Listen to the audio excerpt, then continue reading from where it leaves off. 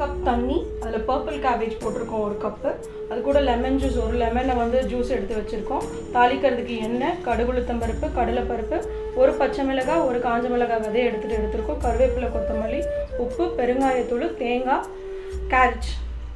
Lemon juice விட போகிறேன்.